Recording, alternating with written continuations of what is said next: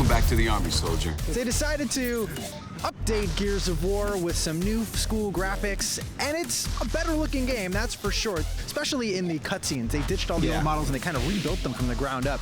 And in the cutscenes in particular, it looks like a modern game. Yeah. During the actual gameplay, it looks somewhere in between a brand new modern game and a 2006 game, which is what Gears of War actually is. That's just it, right? I think like that's the fine line.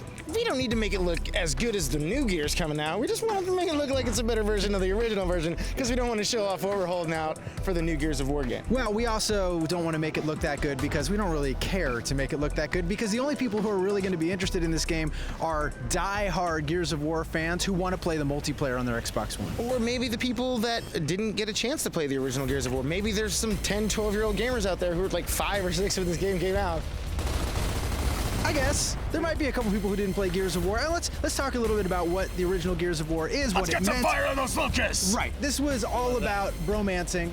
You got Marcus, you got Coltrane. Give me Coltrane. Coltrane, baby! You got Baird, you got Dom, you got the crew, they're back, they're doing their thing, they're fighting the locusts. This is where it all started. And what I like about the original Gears compared to the later ones, which got big and crazy and had all these really good additive features, what I like about the original game is that it did a little bit of a better job introducing different feelings as you were playing. There was a lot of the just like balls to the wall shooting, but then it had some quiet, scary horror bits that were still scary and horrifying. It goes back today. to that first trailer that they showed when the first Gears came.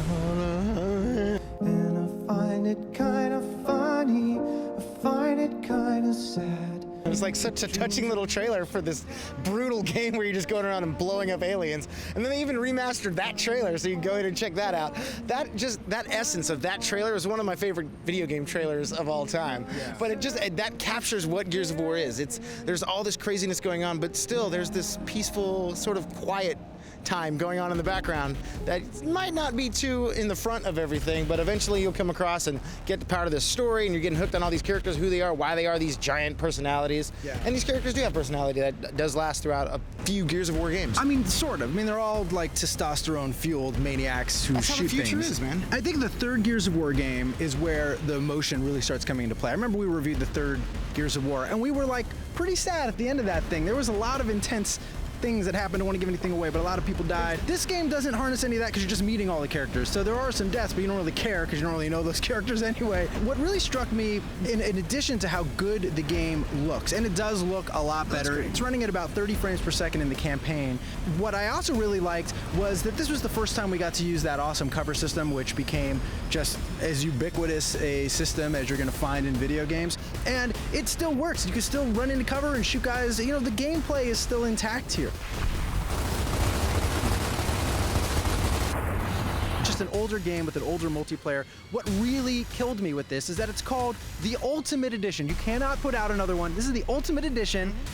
There is no making of content. There is no behind the scenes video. The credits of the original. I listened to you again. God, I was just telling you what the features are. When did you find the time to develop justifying this game? it. When did I you was find just the saying time? the one thing they had it. Like you can go. You're a busy guy. I didn't know you collecting also made the cards, Gears of War Ultimate collecting Edition. comic book stuff.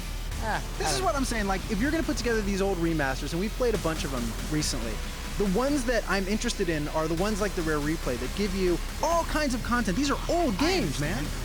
Listen, I appreciate that Gears of War was an awesome game in 2006, and I appreciate that they put some effort into updating it, making it look better, and including the multiplayer, but I just didn't have that much fun with this game. I want a better experience, more fun. I didn't get it. 6.5 out of 10. Oof, I'm giving it an 8. Coltrane, baby! Woo! Coltrane would give it like a 7, probably. Maybe 7.5.